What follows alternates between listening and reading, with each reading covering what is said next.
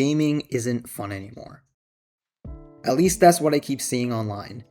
If you look up that phrase, you'll find so many videos of people saying how they don't enjoy gaming anymore.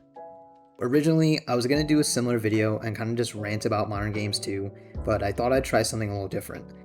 Instead, I'm going to talk about reasons why people may be feeling this way, but I'm also going to list some ways you can have fun playing games again. The first thing I wanted to bring up is that we're all older now. Most of us probably started playing games when we were still kids. At the time, we didn't need to worry about anything besides being kids and having fun. Now, we're all adults with responsibilities. We have jobs, families, bills to pay. We just don't have the time to play games like we used to. Or maybe we just don't have the energy. I think we've all been there. You get home from a long day of work and all you want to do is relax. You get on a game only to turn it off because you're too exhausted. At that point, it's probably easier to just watch a show or scroll on social media. That brings me to another issue a lot of us have now, and that's having low attention spans. A lot of social media caters to short form content and has made it harder for us to pay attention for long periods of time. I'm guilty of this too. There's times I'll play a game while I'm listening to a podcast, or I'll keep pausing just to look at my phone. It's really difficult to get immersed in games when my attention is elsewhere. So the first thing I suggest is to put down your phone. If you're planning on playing a game, put your phone on silent or just don't even have it in the same room. You'll probably find it way easier to pay attention while gaming. Too much of a good thing is definitely real. I've seen a lot of people say that gaming is boring, but then they'll put hundreds of hours into the same games every year. I'm not saying you shouldn't play them at all, but when you do the same thing over and over again, eventually you're going to get sick of it. No matter what you enjoy doing, I think it's always a good idea to take a break here and there. I think as we've gotten older, the novelty of gaming has worn off. When I was a kid, I was only allowed to play games on the weekend. My time was limited, so my life was more than just playing games at the time. I used to look forward to playing games on the weekend, even if it was only for a few hours. I got excited every time I got to play Wii Sports or Lego Star Wars with my dad. As I got older, my parents gave me more freedom, so I played more, and over time, the novelty kind of just wore off. That's why I've been trying to play less and enjoy my other hobbies more. Now when I do play games, I have a lot more fun because I'm not burnt out from the hobby. Even while making this video, I was surprised when I looked at my PlayStation profile and saw I hadn't played anything in almost 2 weeks. But let's say you still want to keep playing games. I highly recommend going out of your comfort zone and trying something new.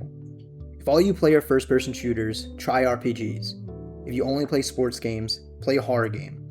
Sometimes, shaking things up can be good, and you might be surprised when you find yourself liking something else. If you don't want to play something new, maybe you can try playing games from your childhood. In my previous video, I spoke about how I recently went back and played the first Jak and Daxter game. I haven't touched that series in years, but it holds a special place in my heart. When I got my PS2 for Christmas as a kid, Jak 2 actually came with it, so it's possible it's the first game I ever played on my own console. Jak and Daxter is also one of the few series my dad played too, so I watched him playing it a lot when I was growing up. My family also played Wii Sports together, so last year I dug up my old Wii and started playing a ton of games on it. I even made Miis for all of my friends and family. Now when people come over, the Wii is usually what we all play together. There's something special about going back to classic games. Even if some of those old games are terrible, just playing them for a few minutes can make all the happy memories from my childhood come back. Since online gaming became a thing, competitive games have only gotten more popular. Whether you're playing Counter-Strike or Street Fighter, it's only natural that you want to win. But we've gotten to the point that everyone thinks they need to follow the meta. You also have people that get really bent out of shape when playing. The whole point of playing games is to have fun, so if you find yourself at this point, it's probably for the best to take a break. These days, I usually end up playing more casual games with my friends. Even if we're playing against each other in something like Mario Party, we don't take things too seriously. We're just goofing around and having fun with each other. It really takes me back to when we were kids and didn't care about how good we were at games. The last piece of advice I wanted to give is to play games that respect your time and your wallet. The gaming industry has always been a business, but when I was a kid, games didn't have microtransactions or follow a live service model. For the longest time, I never really experienced these things in a game before. It wasn't until I started playing Genshin Impact during the pandemic that these things really got introduced to me. As an anime fan, I was instantly hooked. It was free to play, open world, and I could play with my friends. However, I got addicted and was grinding every day for hours just to get free currency. I still liked the game, but over time, it started to feel more like a chore. I wasn't just playing because I was having fun, I was playing because I wanted to make sure I got all the new characters. I fell into the trap of FOMO, or the fear of missing out, which is something that so many of these games use now. Limited time events, rotating cosmetic shops, battle passes, developers use these to force players to put more hours into the game. Maybe you want a new skin in the shop, but you don't have the currency for it. You can grind for days, weeks, or months to get it for free, but you can easily just spend real money to instantly get it. When I was a kid, all you needed to do was buy the game. You could play at your own pace, and you didn't need to worry about completing the battle pass or doing your dailies.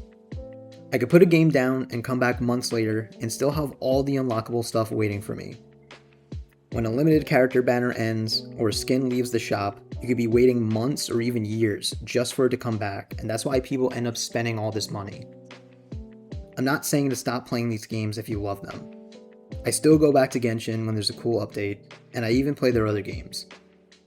However, I've decided to play more casually, and I'm way happier.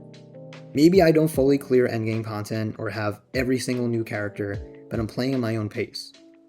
And if I don't feel like playing, I just don't. Sometimes I even uninstall the games for weeks or months at a time. At the end of the day, we all love gaming. I think that most of us have been burnt out before, but these are some of the things I've done to keep gaming fun for me. Hopefully, if you lost that spark, maybe some of what I've said today can help you too. If you want, maybe you can comment some of the things that you do that keeps gaming fun for you as well. I'll be sure to check them out, and I'll see you guys in the next video.